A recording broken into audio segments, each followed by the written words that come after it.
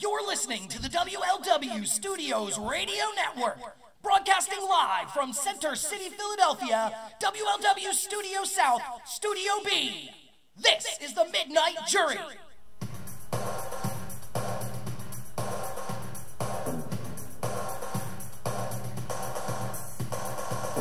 Hello everyone, this is the Midnight Jury, live on the WLW Studios Radio Network. I am Mike Norenganger. And I'm Adam Henning, the other half, the better half, some might say. Nobody really says that, but either way, I do. Yeah, well, that's, like I said, it was just you. We're live on the WLW Studios Radio Network, bringing you episode 2 of our favorite show that WLW Studios has to offer. The only show that we think matters. Of course. We are the Midnight Jury, and what we want you to do is we want you to indulge in your favorite activity that relaxes you while you listen to our show. We specialize in horror movies, pro wrestling, especially 80s and 90s, right? Am I right? Yeah, definitely. And of course, 80s and 90s pop culture. I mean, Yes. We're gonna go crazy. There's some, there's some relevant points to current pop culture, less so wrestling, but last couple decades were magical for those things. I agree. Either way, what we want you to do is, if you have a favorite drink, if you have a fireplace, light that fireplace up. What I'm doing, I'm shaking up my martini, ladies and gentlemen, and I am ready to relax myself. As a matter of fact, Adam, last show,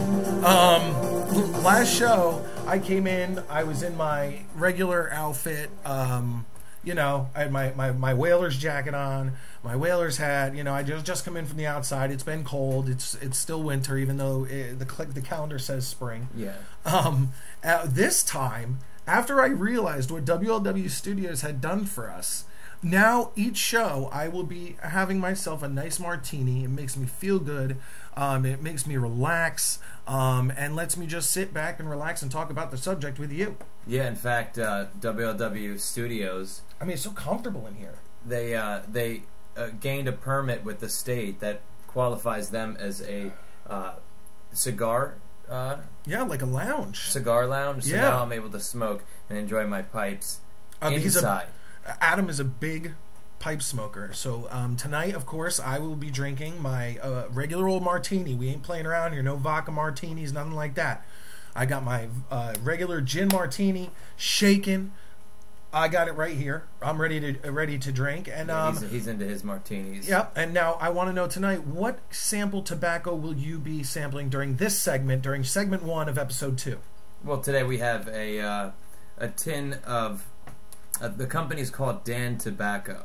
You know, I don't see them around too much these days, but my local tobacconist has a supply of certain blends, and I bought a tin of Torben Dansk Black Velvet.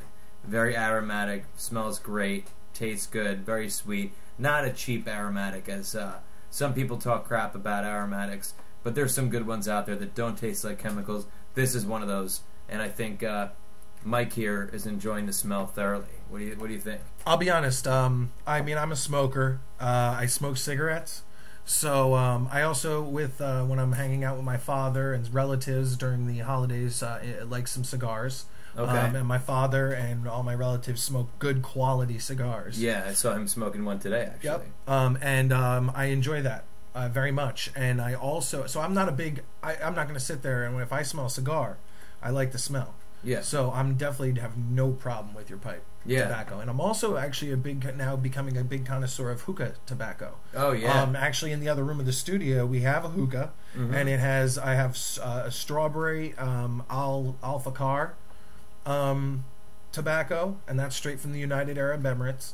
Yeah. And then I have an American brand. They're from Virginia, and it's called like Passion Kiss or something. Okay. I forget what flavor that is, but we are connoisseurs of a lot of things. We told you that during the first episode. Oh yeah, definitely. Now, before we go any further, I want to let everybody know what this episode is going to be about. We are in segment 1 right now. As you know, on YouTube, youtube.com/users/WLW Studios. We like to release all of our stuff in separate segments. So not only it's easier for you as the listener, you go to what you want to listen to, and you don't have to listen to what you don't. but also we get to see what's more popular so that we can bring you more of what you want to hear. Either way, for today's show, episode 2, we're bringing you 3 segments of our show. We're going to do a quick episode, one on just a quick horror segment. That's going to be our first segment. Our main part in that segment, we're going to talk about the Michael Myers mask. We have every picture in front of us from each movie. We've ranked them, and we had a random third party who's not a huge Halloween fan just look at the pictures as a random other person and rank them herself. Myself and Mike are bound to have some biases as it applies to the different masks. I have a quick apology for Halloween 6, and we will get to that from episode 1. I have an inductee into my first. I have a Hall of Fame thing that I'm going to start doing. Okay. We'll talk about that later. And you will also have an underground horror movie pick of the month. Yeah, I mean, where you'll give the listeners and even me, if I haven't seen it, which this week I haven't, so I have homework too. Yes. We're going to watch whatever movie Adam here has. Yeah, I mean, this show focuses a lot on decades past, especially with wrestling. And especially, I guess, with pop culture, even though we haven't done segments on pop culture yet. But with horror movies, there is a lot of crap. With horror movies, I think, in the history... And sometimes the crap's not.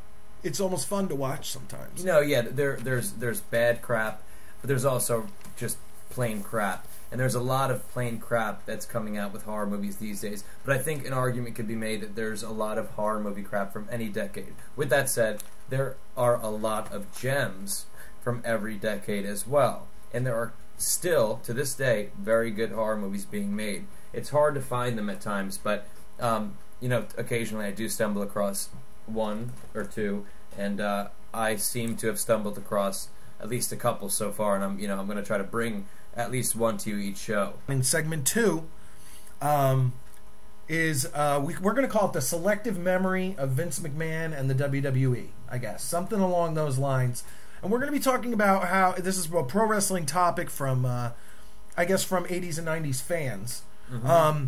On what WWE is doing now. They just put out a WrestleMania box set, and I mean, they're almost stepping and spitting and pissing all over their own goddamn history, and it's pissing me off, and it's pissing Adam off, and we have a few things we want to say to it. And I mean, if you don't know what I'm talking about, just look at them editing out things, and we'll get to that. That's going to be another segment of our show. I think they have a right to step on and mess with their own history.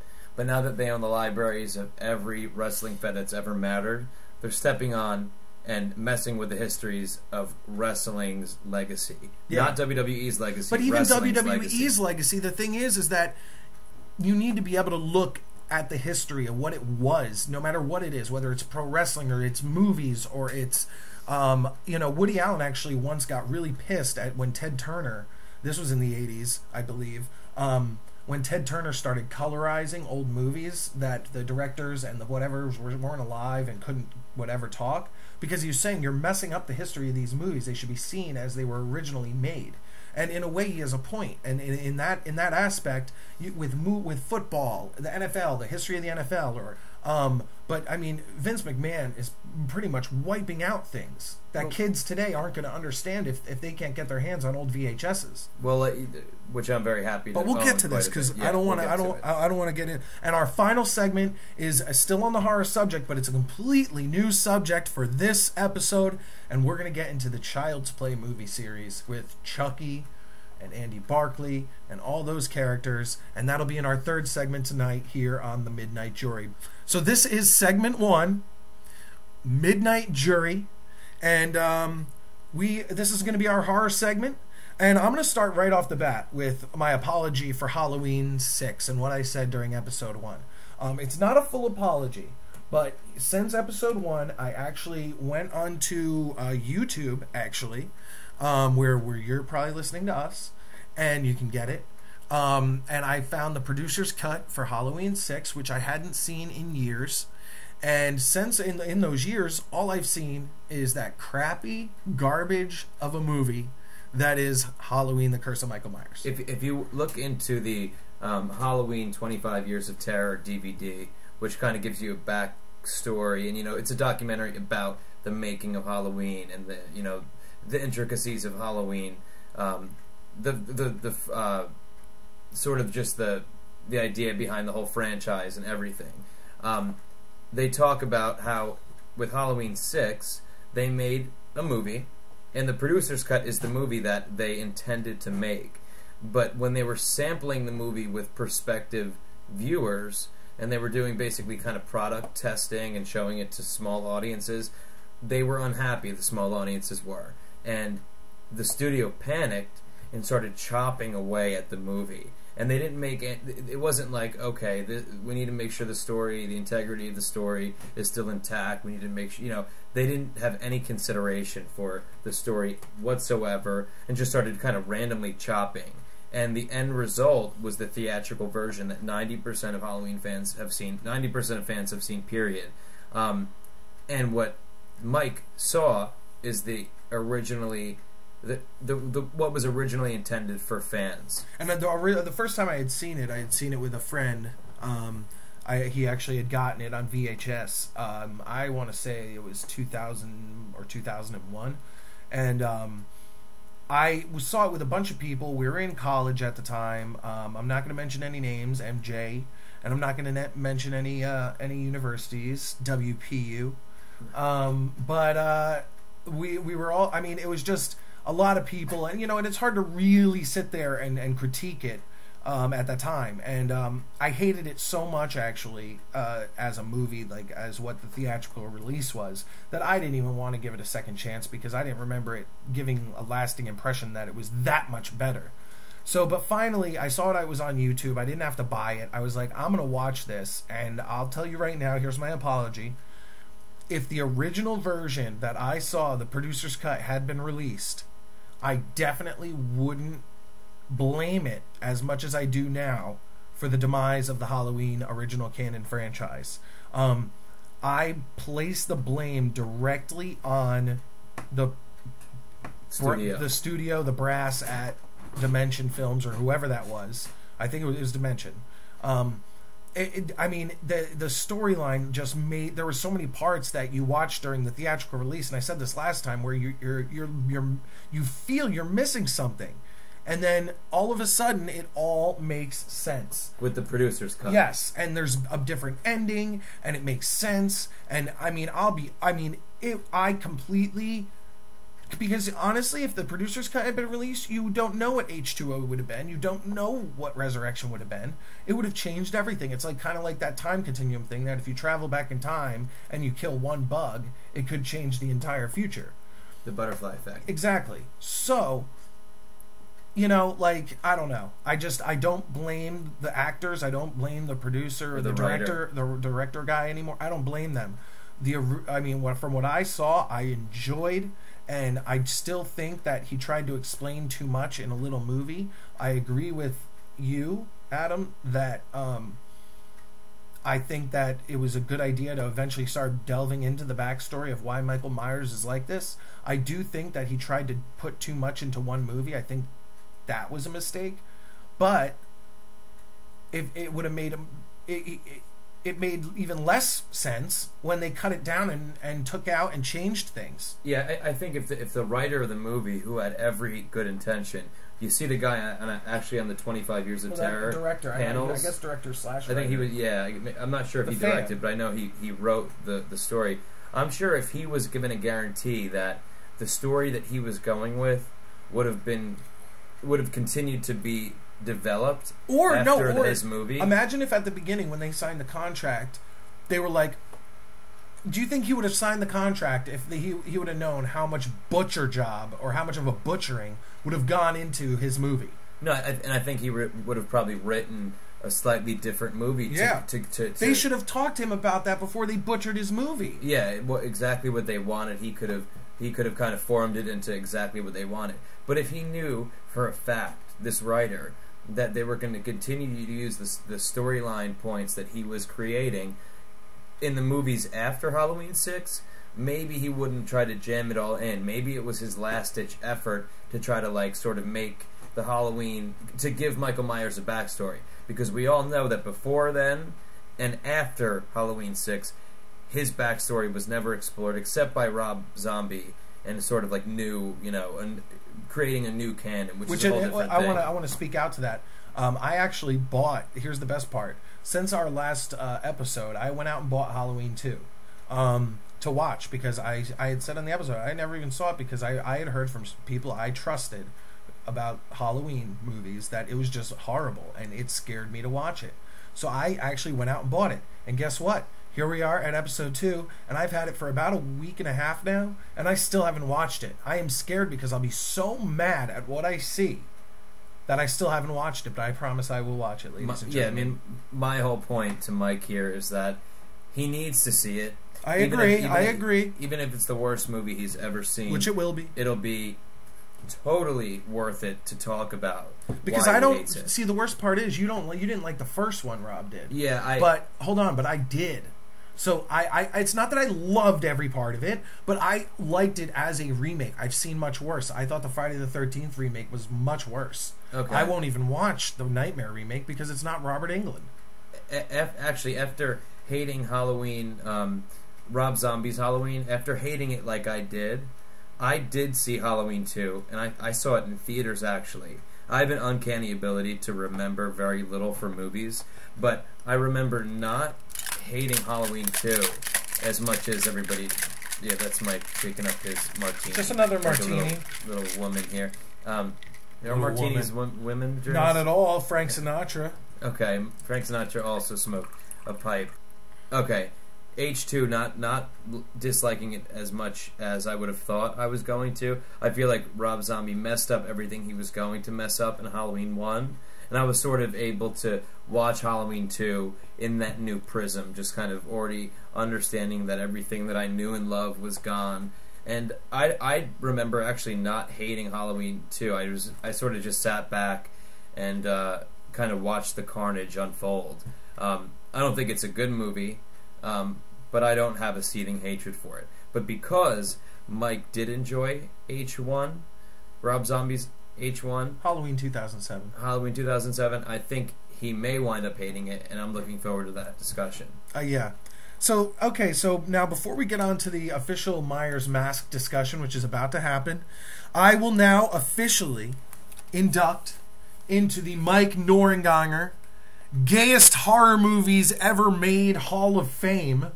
This is going to be the first ever induction into the Mike Norenganger's Gayest Horror Movies Ever Made Hall of Fame. In case you didn't get that the first 2 times, the Mike Norenganger Gayest Movie Ever Hall of see, Fame. He already messed up. See, so he didn't get it. Mike Norenganger Gayest Horror Movie Ever Made Hall of Fame. Okay. Now let me get to my notes here. Let me get to my notes. So, my official entry into the Hall of Fame here is gay for 2 reasons. It's not only just like gay in the sense like, and see, when I grew up, and I don't mean to offend anybody if it personally offends you with words, call me whatever you want. Like, words don't offend me. Asshole. So, yeah, exactly. So, but I am both of those things. So it's like, once again, see, it doesn't offend me. But anyway, this movie's not only gay in the lame sense, that's when I grew up, but it's also actually gay in the homosexual sense. So the first inductee, Nightmare on Elm Street, Part 2, Freddy's Revenge. Now, I'm going to make this quick. And in another show, we'll actually get into the actual movie. So I'm going to make it real quick and point out why. Number 1, a guy main character. Okay? Everyone knows that in a horror movie, you need a girl main character to make you fear for her. Okay. I mean, do you agree? I mean, like, you feel more for the girls. The guys are just like, you know, it's like, I don't know. I feel like, most of the time, if you watch horror movies, it's always a girl. I mean, even in the first Friday, the first Nightmare, the first Halloween, it's always girls. Yeah, I mean, but I think there have definitely been guy main characters that and he was terrible. Worked. He was a bad actor. He was froofy, and he turned out to be gay. So okay, fine, no problem. But I mean, it just wasn't a character I cared about. Now, not only that, but within the first 15 minutes of the movie, another dude in gym class on the field pulls down his pants, and he's only wearing a jockstrap, so you just ass, and then they start wrestling around, and he's pantsless on the field. And then now their gay coach, their gay gym teacher, walks over and enjoys watching them do push-ups and in pain and sweat for the rest of the day. Okay, then you, of course, now you think the coach is gay. Then a few scenes later, the main character goes into a gay bar. Okay, sees the coach. It's not only a gay bar, by the way. It's like a gay S&M bar where everybody. I mean, honestly, like I mean, I doubt every gay bar everybody's dressed in like leather masks, like Police Academy. Yeah, like the I Blue feel like, Oyster. Yeah, like I feel like at a normal gay bar, it's just people hanging out, just drinking, except Like it's a bunch of straight people do. yeah, exactly, exactly. But in this movie, it makes it look like that you walk into a gay bar and everybody's in S&M gear and like tied up and everything, and it's just I don't know. So that was like actually gay. That was gay in two ways. I feel like homosexuality in the 80s was a little bit more of a taboo topic, and I feel like there was a little bit more of a caricature around it. So especially like cheesy 80s movies like Police Academy, like Nightmare on Elm Street, have a tendency to portray homosexuality, at least like in public, at bars, in that way, in that really like over-the-top manner. Yeah. But I mean, I get that this movie does it. Well, no, I'm not even done. Then the coach gets killed by balls and towels whipping his ass. Okay, by Freddy, I guess. Okay. Naked, and now this is like the second or third man ass you see in the movie. Also, you see the main character, whose name is Jesse, in his tighty whities probably 3 times in the movie, and his balls just hanging. I mean, it's just constant male genitalia and ass, and not probably. I think there's like one set of boobs, but like Freddy's hand comes out of them. So that's really weird. That's the representation of boobs that they want. And then they yeah, want you exactly, to have, that they are dangerous, yeah, and a bad thing that Freddy comes out of. And one of the final quick things I want to mention is at one point he's hooking up with the chick he's like wants to hook up with, and she's wanting it, and he decides to he like has like a Freddy like freak out, and then runs to his guy best friend and asks to like sleep in the bed with him, and tells him like something along the lines of like, I don't know, like there's something inside of you have to get it out. And it's I know, it's just ridiculous. So either way, we'll get into it more another time. But that was the first ever inductee into the Mike Norenganger Gayest Horror Movie Ever Made Hall of Fame, and it's Nightmare on Elm Street Part 2, Freddy's Revenge. If you're a Nightmare fan, watch 1, then just watch 3. You don't even need to watch Part 2. No, not even worth it. Let me just have one quick rebuttal as on that topic real quick. I have seen Nightmare on Elm Street Part 2 on at least a couple occasions, and maybe this says something about regardless of your thoughts, it's the first official inductee. No, yeah, I mean, and I'm going to make a little thing and put it on the wall of this studio that says the Mike Norenganger Gayest whatever. That's Mike's thing. I can't change, what makes it onto that list. But you can agree and disagree. No, yeah, correct. And that's your opinion. I'm not still America. I'm not disagreeing, but the 2 times at least that I've seen it, I don't. And I like I said before, I can't remember movies that well. Maybe 17 and 23. Oh, okay. So I wasn't like 5 years old where that stuff would have gone over my head. Well, because the first time I saw it, it did go over my head. Yeah, I just saw Freddy and got scared. Well, yeah, I saw it at an age where I wasn't scared, but I don't remember this movie. Now that he's talking about it, some of the stuff is sort of ringing a bell, but I don't remember it striking me as like a really homoerotic type of movie.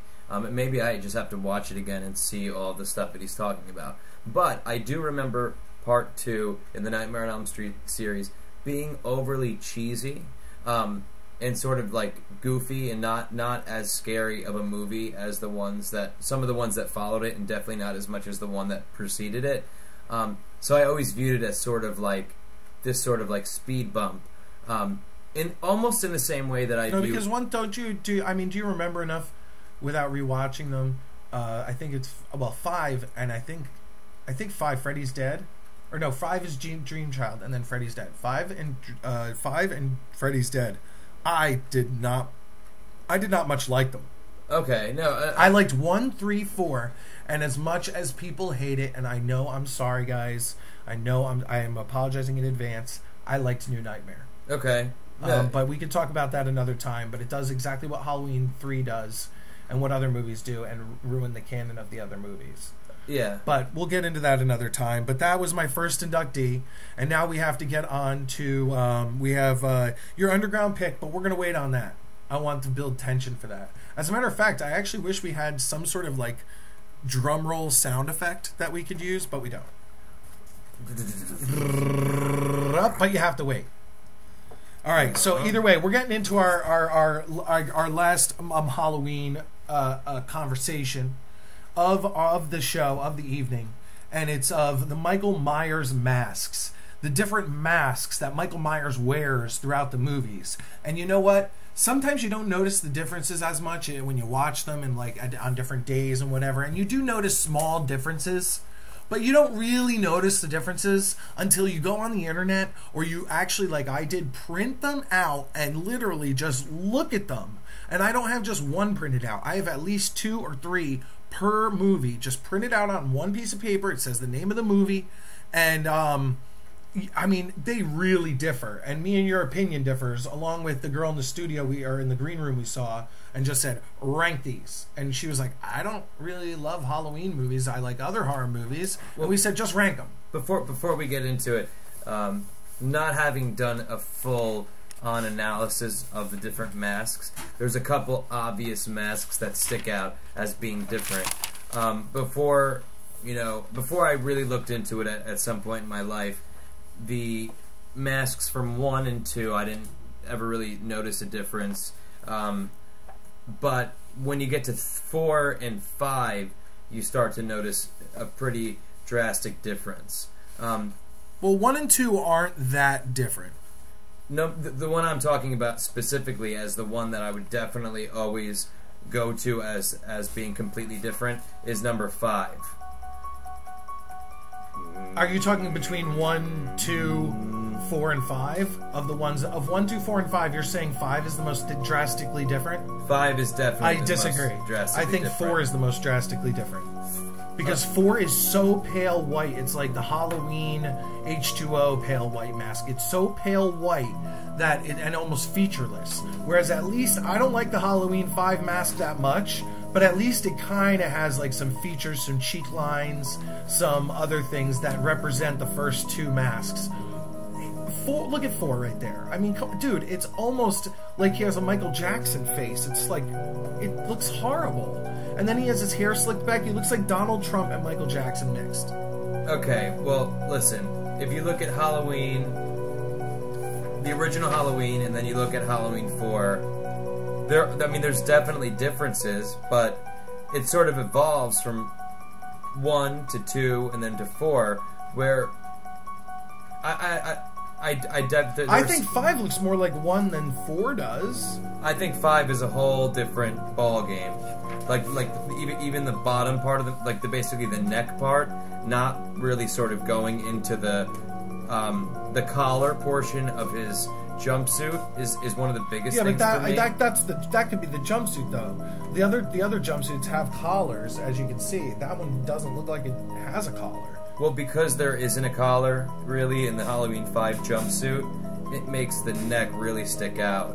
And I feel like the shape of the face is the most drastically different in from all the other masks. Basically what I'm saying is, before we got into the real specifics of the differences with the masks, Halloween 5, just as in a casual way, always stuck out to me as being different. But we can start talking about which ones we liked the best to the ones we liked the least. And I guess, Mike, if you want to go through yours and give the reasons as you go. Yeah. All right, this is Mike Norenganger, and this is my ranking of the masks of the Halloween franchise. In my opinion, because it's almost like I will very rarely pick a remake of a song or a movie over the original. There are a few exceptions I make. I'm not going to get into them. It'll cause a whole new debate. But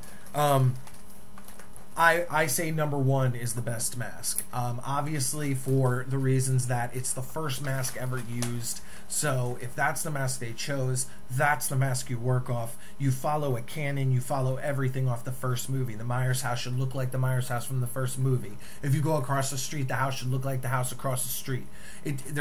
Everything should look as best as possible to the first movie. So I immediately put number 1 as my pick for number 1. It set the standard for all others. I see what you're saying. Yes. So it's not even that it was if they had the money, like they had to make H2O or Resurrection or Halloween 6, I'm sure they could have made a mask that they picked of their choosing.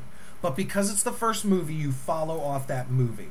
Okay? And to their credit, because I guess they had those limitations and they wound up going with the mask they went with, it was the best case scenario. It wound all the stars aligned for this movie, this horror villain in this mask. So it's almost a good thing that they didn't have more money, that they didn't go with a more intricate mask. The simplicity of the mask is part of the reason it works so well. So overall, I see where you're coming from. Yeah, so number 1 is number 1 for me. I immediately follow that with number 2. I have no problem with the number 2 mask. I love the number 2 mask. I love number 2. Number 2 gives me the same feeling as number 1, a little different, but I love the nod to Night of the Living Dead in it. I'm a huge fan of that, and we could talk about that one day. But I mean, I love number 2, and I put number 2. So for me, it's easy 1, 2. For that. All of a sudden, it completely changes, because if we're going by the actual director's cut, I put 6 low. But when it comes to the masks, they pay direct respect to the mask, and I know why, because of the fan, director, writer, whatever. He would have paid respect to that original mask, and number 6 to me is my 3rd favorite mask. He means the theatrical cut. Yeah, the theatrical cut I would put low on my rankings of Halloween movies, but for masks, they pay great respect to the mask, and in my opinion, it's the 3rd best mask that you'll see of Michael Myers, if you don't have the choice of having 1 or 2.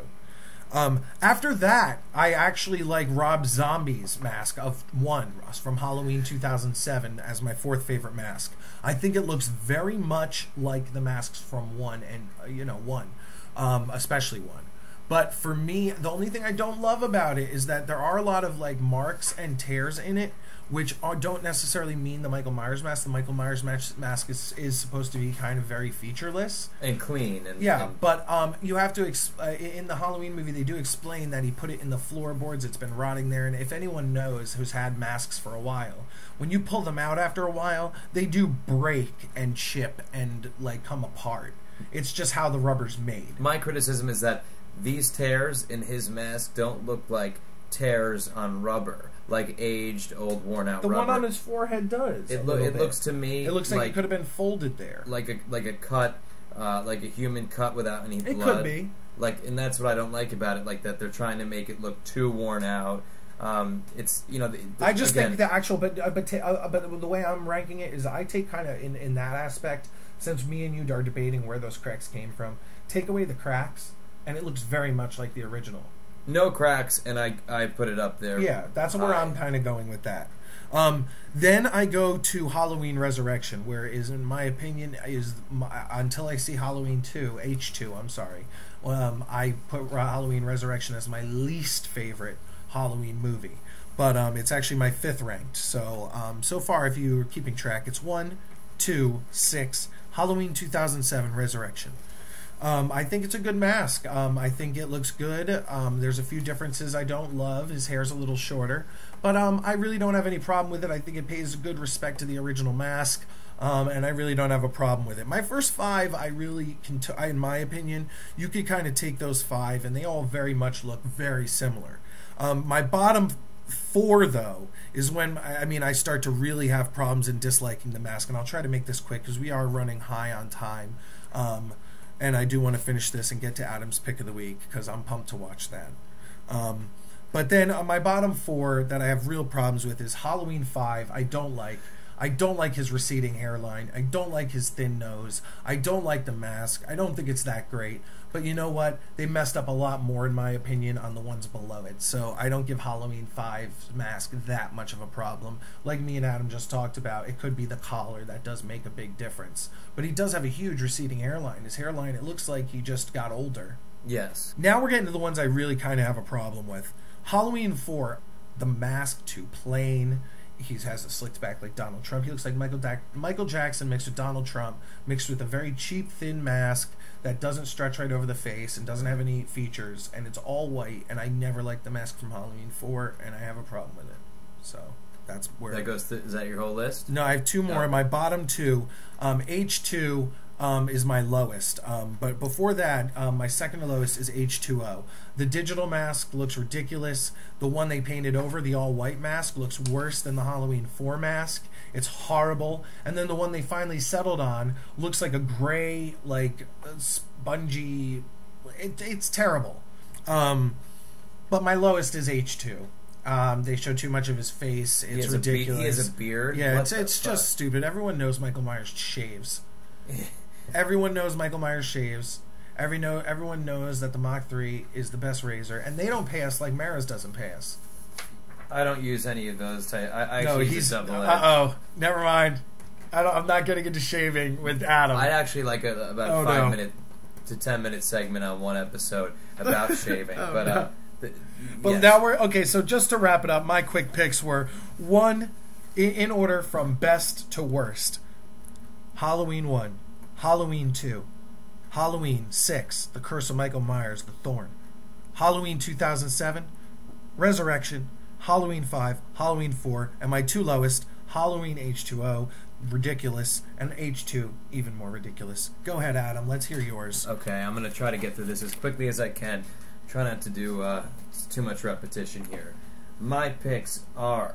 You're going to find this a little bit weird. I do, and fans. I want to really quickly, since we have... I mean, I know we don't have time, but I want you to explain why you picked your first pick over your second. Okay, so my favorite mask of the series is the mask featured in Halloween 2. Which a lot of us love. I love it. And we just talked about how Halloween 1 set the standard for the movies that followed. In my mind, I kind of consider Halloween 1 and 2 sister movies. So they take place on the same night, as we all know. And to the untrained eye, you'd almost think that they were filmed back-to-back, even though they were filmed almost like a year apart or something. But Halloween 1 and 2 kind of encompass what Halloween is. Rob Zombie acknowledges 1 and 2 as being the only real Halloween movies. So, being that Halloween 1 and 2 are almost like a joint venture, that they both kind of present Michael Myers in his original form, I consider Halloween 2 and the mask from Halloween 2 as an original version of the Halloween mask. And I just happen to like it a little bit more than 1. I think it's a little bit more creepy. I agree. I think it's pretty creepy. So that's why I picked Halloween 2 as my first. My second favorite is Halloween 5. Ridiculous. And I guess that's part... It is a different mask. I'm trying not to laugh or get upset. I can see how people wouldn't be too happy with my choice there. But no, don't leave us, fans. Please, I'm still here. I think he's ridiculous. Hey, listen, hear me out. All right, Halloween 5, it is a different mask. It's very far, in my opinion, from the original, but I still think that it's very creepy. I think that it's creepy. Michael Myers just works with that mask. Mm-hmm. And like I said, Halloween 5 and Halloween 4 were the movies that were coming out when I was first, starting to get into the series. So it's almost like, those are the Halloweens of my time period. That's sort of what Michael Myers mostly represented to me and still kind of represents to me. So Halloween 5 is, just as legitimate. The mask is also as Halloween 1 or 2. And I just really like it. Halloween 1 comes in number 3. Good mask. Halloween 6 comes in at number 4. Very similar to... You're paying respects to number 1 at number 3 because you still agree it's one of the best. Correct. Yeah. Halloween 6 comes in next, like I said. Number 4 comes in next. Mike hates it. Yeah. But again, it sort of represents a time period of Halloween that I'm a big fan of. Halloween 4, 1988, I believe. And it just, Michael Myers, I really like the way he does his thing in that movie, and the mask sort of just complements it. I just kind of like it. Next is Resurrection. Again, very similar to the original. Yeah, it's close. I like it. It's a little bit... Even though the movie sucks. Definitely, but it's a little bit more plain and streamlined, a little bit more clean looking. So that's why it's a little bit lower to to the bottom. Next is H2O. So we're getting to the bottom three now. H2O is next, which I agree definitely should be in the bottom three. There's 3 different masks in that movie. 2 of the 3 are terrible. There's one that's very white, and Michael Myers has a very wide nose, where he looks like a whole different human being. Like they formed it out of a whole different person, and he just looks like a cartoon of Michael Myers. I hate it. The other one is a CGI mask, which I think looks very stupid. It doesn't look real. CGI never really looks real to me. The bottom 2, second to last, is the first Halloween with Rob Zombie. I hate the cracks in it. Which I thought it was great. I did. The cracks ruin it. The dirtiness of it ruins it. It needs to be a clean white mask. Messy hair is fine, but I do not want any cracks in it, or scuffs, or dirt, anything like that. And just cherry on top is that I hate the movie. And then finally, at the very bottom, where we agree wholeheartedly, is Halloween Rob Zombie number 2. Why are they showing that much of the face? And even in the ones where they're not showing the face, it's all red and completely battered. No matter how much Michael Myers got messed up, no matter how bad his body got messed up, the mask always remained the and he same. always found a way to get a new one. Correct. There's no went qualms. to the outlet. And Rob Zombie, of course, the mask is going to get messed up as Michael Myers gets messed up. That's my vision. Finally, we're just going to finish off with our random... Our random non-fan, really. I mean, likes the movies, but, likes other horror movies and other things a little more. As objective as it gets. This is as objective as it gets, and we could talk about this another time. Maybe we could try and get her on the show one time. It's, here's the order from scariest, least scariest. Halloween 1, 1978. Halloween 1, 2007. Halloween 6. Halloween 2. Halloween H2O. Halloween Resurrection. Surprising that Halloween H2O is so got that high, yeah, because the first 4 are very similar to our first 4. I mean, very similar. Halloween Resurrection, Halloween 5, H2, and 4. And she actually said about the 4 mask, she said straight to me, the way I started rating them is, I looked at them, I saw this mask and hated it the most immediately. So I started from that. Okay. And worked her way up. But there it is, ladies and gentlemen. That is the official Midnight Jury. Yeah, I went through it, everything. Halloween 4 is her bottom 1. Okay. Lowest. And you could see Halloween 2, Rob Zombie, always makes it very low. Yeah. Like if you went over an average of the 3 of us, H2 would be the worst.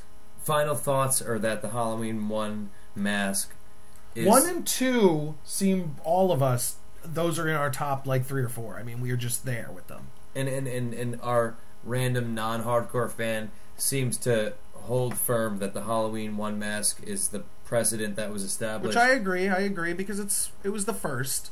Well, either way, that was the official little segment we had on the masks of the Halloween franchise, the masks that are worn by our favorite serial killer, Michael Myers. And now, to end out our horror segment, we have a few more minutes remaining in this segment. Really quickly, we want to get to Adam Henning's Underground Horror Pick of the Week, which he handed me today. So really quickly, we only have a few minutes left in this segment. Adam, please tell us the name of it. My new horror movie pick of the week. First. This is going to be big. This is the first one. The first ever. And basically this segment will, highlight a more recent movie from the last 5 years. And it's called The Innkeepers. And a lot of you horror movie fans, I'm sure, are familiar with Ty West. Most likely, if you know Ty West, you probably saw this movie. If you didn't see this movie, you probably saw his movie preceding it, House of the Devil. And Ty West is a big horror movie purist. And he tries to do his horror movies in the best way possible, the way they did it in the 80s. He films a certain way. He builds the story very slowly in a very similar way to how Halloween 1 built their story. It's not a lot of shock and awe. It's not gruesome killings. And he also doesn't feel like he needs to keep raising the stakes as the movie gets on. So you have a movie like House on Haunted Hill from the late 90s, I believe, maybe the early 2000s, where the movie starts off very creepy, but when they get to the very end, it starts getting crazy, supernatural, crazy CGI monsters. A lot of Stephen King movies end that way, where it's really creepy in the beginning, and then they start throwing way too much crap at you. Ty West, I feel like he understands this concept better than any recent horror movie director, and he builds the story very slowly, and the payoff can be slightly, kind of subtle, but the payoff is always very, very good, and always deserving of what came before it. It builds up to a perfect pitch, and he doesn't ruin it. I think that's his most distinguishing feature, is that he builds it up right, and he doesn't go overboard with the payoff. The payoff is 100% fulfilling, and I think part of the reason is because he doesn't overdo it and bring in these crazy concepts that you weren't expecting. Not that it's predictable either, but I definitely recommend The Innkeepers, Ty West's newest movie. You may have seen promotional material, and in about 6 months ago they were doing promotional material in comic books. You'd see advertisements for it. So there was a little buzz about it. I'm sure some of you have seen it. If you haven't, go check it out. And I actually just let Mike here borrow a copy of it. So next show, hopefully he'll have some opinions for us. I think it's over the next month. Over the next month, if you've listened to this, you can join me, and we'll watch The Innkeepers together. And next month, I will tell you what I thought of it, and then maybe we can debate a little bit. I want to like it. I hope I like it. But for you people out there, let's hope that I hate it. But it'll be some good radio. Yeah, no, but I believe him. I think it'll be a good watch, because I actually read the back and looked at it, and it looks interesting. It looks fun to watch. So either way, that's our first segment of episode 2. I'm sorry we ran a little long, but our intro went a little longer. We had a lot to explain for this show. So if you stuck with us, thank you very much. And we will be back in segment 2 with the history of the WWE as seen through Vince McMahon's eyes, the selective memory of Vince McMahon in the WWE. Huge problem. And then our final segment tonight, later on, is going to be about the Child's Play series. So I'm pretty pumped about that. We'll see you then. Ladies and gentlemen, this is Mike Norenganger. The jury is still out. Actually, no. This is the first time the jury's in on the Halloween masks. That's a good because we gave you a definitive answer for each of us. This is how we now, we may not have an agreed answer, but that's that.